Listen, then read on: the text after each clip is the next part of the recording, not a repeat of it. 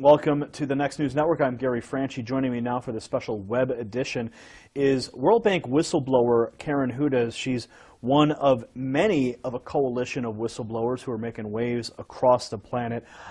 She's joining me now in studio. Karen, welcome to the program. Thanks for having me on, Gary. Karen, just before we went to air, we were discussing the global corruption, the global syndicate, the bankers. Who are these people? Who are the individuals? Who are the puppet masters pulling the strings of the bankers? Well, because you had mentioned the Jesuits in a previous interview, so I'm intrigued as to know where's the connection to the Jesuit order, as well as through the Vatican and beyond. There's many secret societies in the world. Many people speak of the Illuminati and the Masonic orders, the Order of the Garter, many of these super elite organizations that operate in secrecy. So I know I've named a few already, but if you could help us elaborate on these points, who are the people pulling the strings? Well, do you remember when there were ghettos and you had something called a Judenrat that were the ones that would draw up the lists of the Jews that were going to get exported the next day? Do you remember how that system worked?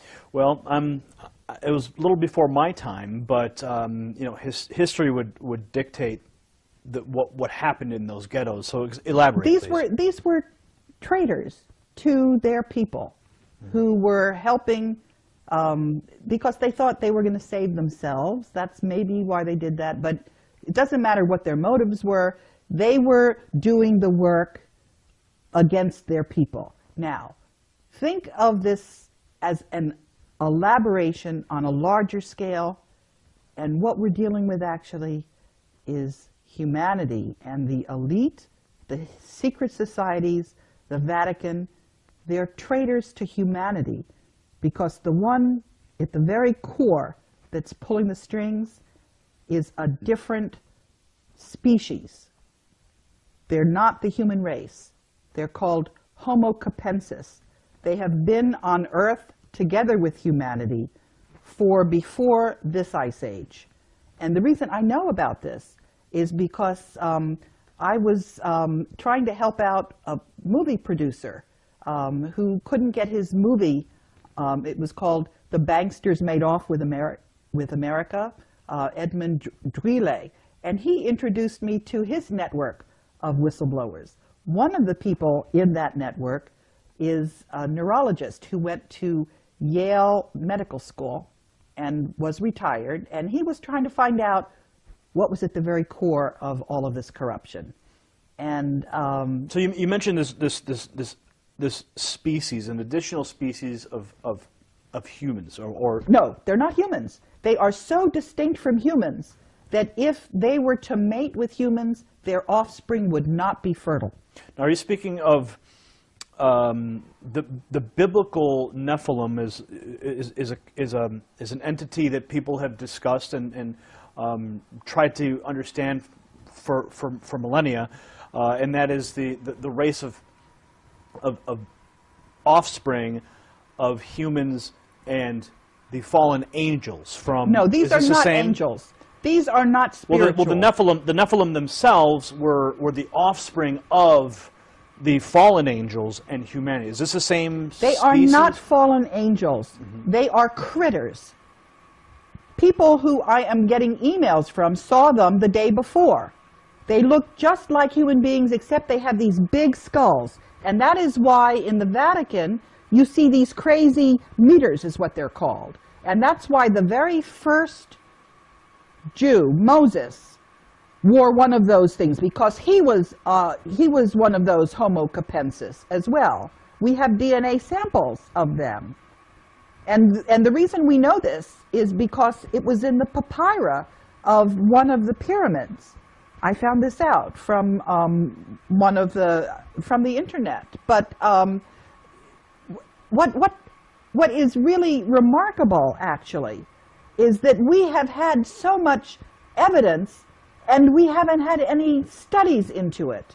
If you look at the archaeology, there is a civilization off the coast because the sea level has risen by 400 meters. But what do we know about this ancient pre-Ice Age civilization? We do have a map that's left over from there because it shows the coastline of Antarctica before the ice froze on it. And it's following that landmass perfectly. So what we have is we have evidence. There's also evidence in South Africa. There are a lot of these skulls that you find. And what You're speaking of the elongated skulls that have been found in graves, and even some of the skeletons found with these are in fact giant people. That is something different. No, I'm not talking about that. I am talking about a large skull. The elongated skull, the elongated cranium. Some are in Peru, some are elongated. But in other places, they're just round like pumpkins. And the individuals that were seen in Egypt, I've seen drawings of what their skulls looked like. It was just massive, much larger than human being skulls. And also, you know, in a human skull, there's something they call the parietal, where it's in 3 different segments. This critter doesn't have those separations. It's just so you're saying that this specific species of individuals is occupying the Vatican and functioning through the Jesuit order? Yes, but they're also working in the banks in Portugal, because one of the people who saw this, you know, in Saturday Night Live, there was a broadcast of something called the Coneheads. Mm. So that's a slang word for them, although my mother refers to them as the boneheads. But they're alive and running around and doing all kinds of mischief. Now, some people might find the information that you're presenting right now to be completely, some people might say it's completely crazy. What do you say to those people who are watching this right now going, I don't believe a word of it? I would say you need to read the articles that Ed Spencer has sent me. You need to look at the skulls in the museums. You need to read the DNA studies. And you need also to think about what kind of motive the human beings might have for being traitors to their species. Why would they do this? Why would we have a banking system where all the money ends up going to the Vatican and people run around starving?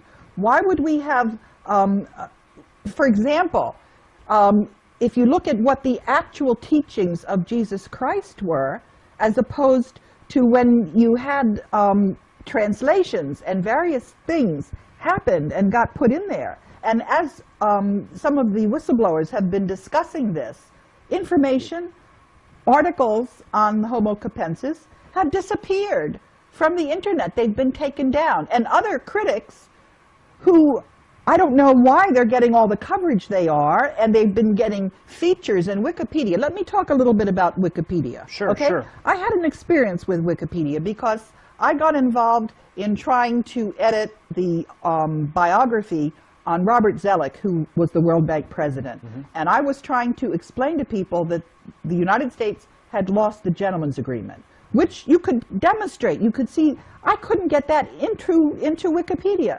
They were clearly being controlled by this group that that is controlling all the capital markets. So do you think that these same people were preventing your Wikipedia edits?